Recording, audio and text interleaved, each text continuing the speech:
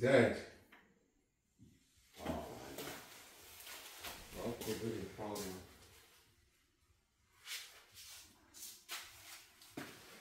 Oh my God.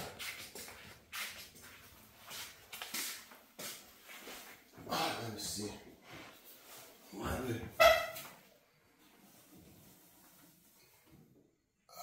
Try to push this one. It's not coming up. Man. How do I do this? Let me check the power source. Maybe the breaker. See where the garage, okay, there's garage here. Flip it back. It's still on. There's the power breaker did not break. It's not here.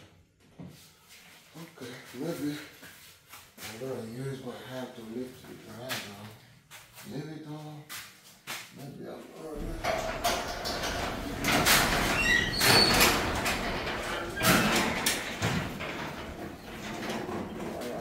This I can have enough clearance to see what is actually wrong with this garage now.